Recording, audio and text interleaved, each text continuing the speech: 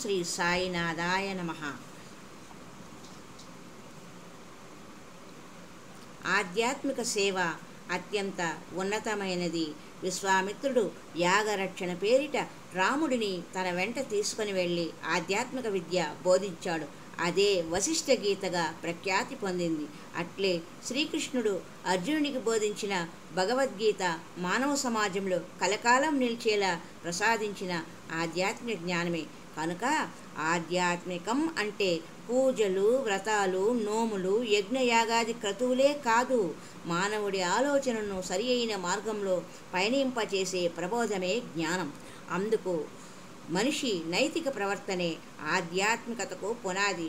స్వామి చెప్పే ప్రవచనాలు, ఉపన్యాసాలు, తత్వబోధులు జీవిత మార్గాన్ని తెలియజేసేవే. ఆ సారాంశాన్ని అనుభవంలోకి తెచ్చుకున్నప్పుడే జ్ఞానమాధుర్యము యొక్క రుచి తెలుస్తుంది. చేతనంబు లేని శిలలకు మ్రొక్కుచూ చేతనంబు కలిగిన శ్రేష్ఠులైన మానవునకు ఒకంత మర్యాద ఇవ్వరు అని సాయి మాట. భగవద్గీతలో అర్జునుడు విశ్వరూప సందర్శనం చేశారు. అంటే శ్రీకృష్ణ పరమాత్మని భయంకరమైన వింత మృగ ఆకారాన్ని చూశాడు అని కాదు, సకల చరాచర సృష్టిని ఒక రూపంలో చూశాడు. ఈ రూపంలో ఉన్న సమాజాన్ని సేవించి తద్వారా రూపరహితుడైన భగవంతుని అనుగ్రహం సంపాదించు అని దాని యొక్క అర్థం. నిటారుగా కూర్చొని చేతిలో జపమాల త్రిపితే ప్రయోజనం లేదు.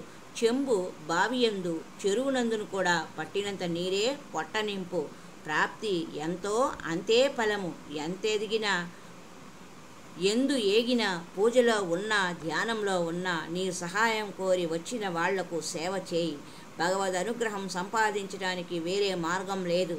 ఆధ్యాత్మిక సాధనలో ఇతరులు తనకు చేసిన తీరును, తను ఇతరులకు చేసిన మేలును మర్చిపోవాలి. ఎవరి ఎడల ద్వేషభావం ఉన్నదో వాళ్ళని ప్రయత్నపూర్వకంగా ప్రేమించాలి. రాళ్ళంతా దేవుళ్ళైతే రాసులు మింగవా అంటారు వేమన. కనుక దైవం మానుష రూపేణ, ఎప్పుడైనా దైవం మానవుడిగా కాక మానవులందు కాక దయ్యాలందు ఉంటాడా? ఇంకొందరు సజీవులందు దైవం ఉండటానికి వీలు లేదు అని వితన్నవాదం చేస్తారు. సజీవులందు కాక నిర్జీవులందు అంటే సౌములందు ఉంటాడా దైవము? సజీవులందు ఉన్నాడు కాబట్టే శివం అయ్యాడు. అదే నిర్జీవులైతే శవంలా మారిపోతాడు. కనుక సర్వజీవుల యందు భగవంతుడు ఉన్నాడు కాబట్టి సర్వదేవత నమస్కారం కేశవం ప్రతిగచ్చతి, సర్వదేవతా తిరస్కారం కేశవం ప్రతిగచ్చతి. విగ్రహాలను పూజించడంలో ఉన్న ఆనందం సజీవులను పూజించడంలో ఎందుకు కనిపించదు అని బాబావారు ప్రశ్నిస్తారు. హరి ఓం తత్సత్. మరి యొక్క సంచికలో బాబావారు చెప్పిన అమృత పలుకులను తెలుసుకుందాం. ఓం తత్సత్.